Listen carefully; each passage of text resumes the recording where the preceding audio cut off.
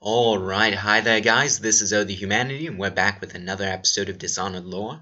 This episode's a little shorter than the other ones because, well, the mission's just shorter in general. So we've tacked on some bonus footage on the end, and it is kind of interesting stuff we're going to talk about in just a second. But first, let's go over kind of what we're going to be talking about in this episode and in the next episodes to come. So in this episode, we're going to, since it's so short, kind of be covering some of the stuff that's going on with Dishonored 2 and how that relates to what we already know. I'll also be making kind of a top 10 video for anyone who likes kind of just a little short video that kind of gives you digestive pieces. And then, of course, in the next episode, we're going to be going over just everything we've learned so far in the lore that's going to be probably important in Dishonored 2. And, because we can't say with certainty. But there are a few things we can say with certainty, and we'll be talking about them in this episode as well.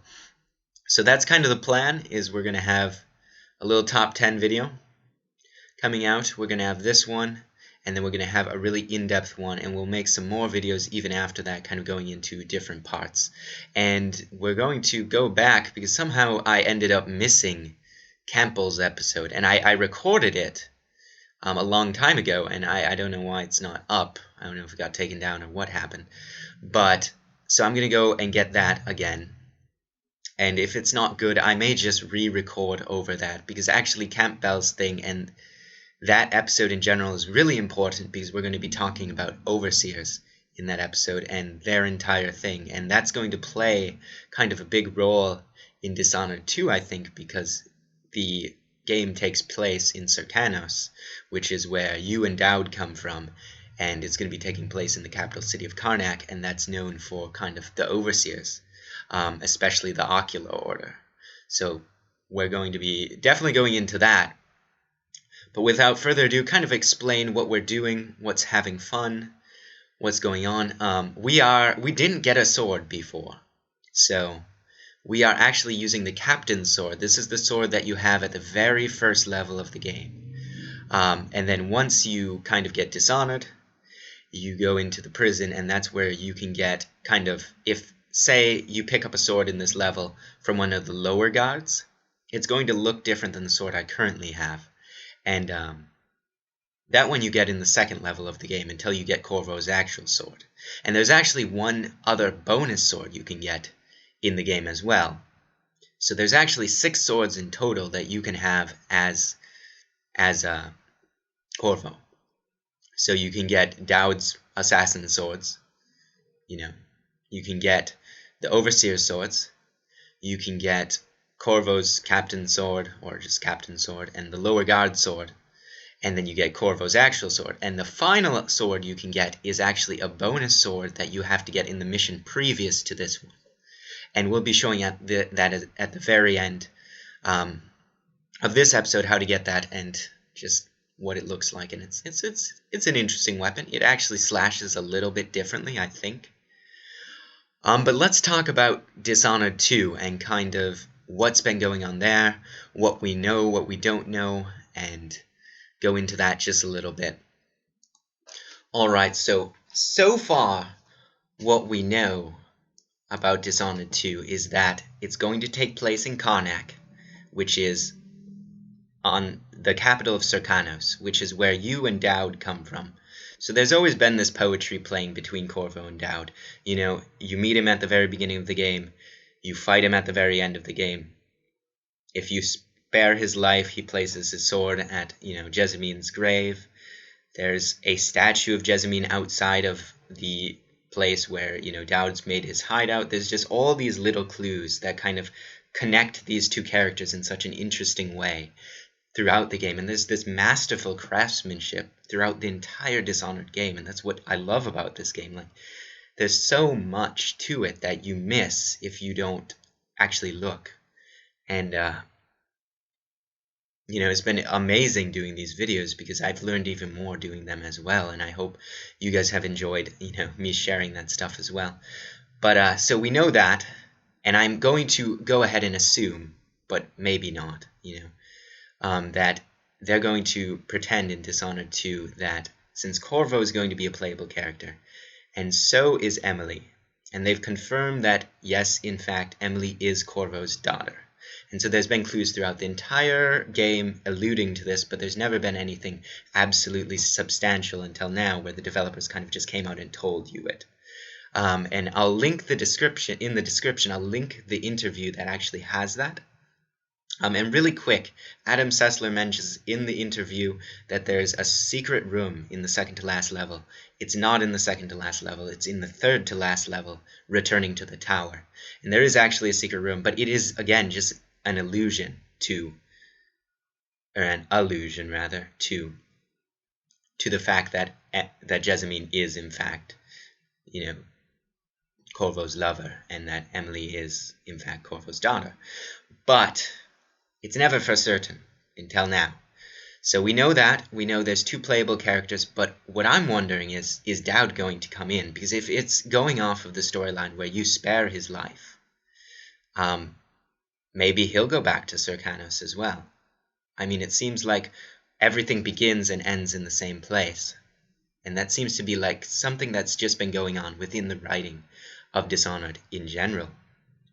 Is, Corvo came from Serkonos. He's the only, what's his station called? The special person that takes care of the Empress.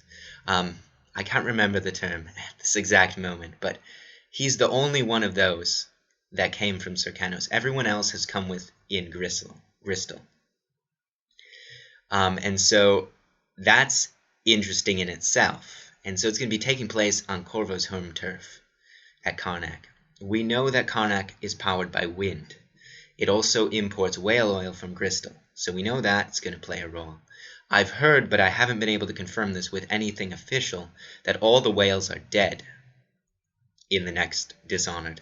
This would not make sense to me, kind of, in a way, because we'll go into that more in the next video, because we're going to be covering kind of everything that's happened in this game and the lore throughout that. But there's an interesting part at the very beginning of the game when you're in the Outsider's realm, and who the Outsider is in general, that if all the whales are dead and they're out of whale oil, then yeah, things might be going bad.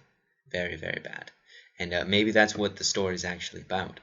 But from the trailer, it looks like Jessamine has been, dishonored. She's been put up, and not Jessamine. What am I talking about? Emily has been dishonored in this one. So we're probably going to be playing through the game as Emily as well. And she has completely different powers to Corvo, which seems to suggest that when the Outsider gives someone powers, it depends on who they are as to what powers they get. Because, Daud, he has a couple different powers than Corvo as well. So, and I mean, it's also, it might just be a gameplay decision, right? Because you don't want to have the same powers across everybody, because that would get a little boring. Then it's essentially just having a different skin. They really wanted Emily to feel completely different to playing Corvo. They wanted her movements to be different. They wanted her to be more like an empress. They wanted, her to be less military, that kind of stuff. So when you're playing as her, you're going to notice that in how she attacks, in all the different climbing animations and stuff. They put an incredible amount of detail into just that little bits. So that's really cool. And so we know that from the trailer, if you look over to the right when they're zooming in on Karnac, there's some military stuff that looks like it might be an arc pylon, like machine gun or arc pylon laser beam thing. So some kind of weaponized arc pylon. And they might be powering it with wind if there isn't whale oil anymore. We don't know, but we do know that Serkonos has a lot of immigrants, which is going to be interesting in Dishonored 2, because then, in Dishonored 1, they did do a good job of kind of making all the characters look different, but I think we're going to get even more variety in Dishonored 2 as far as character looks and stuff.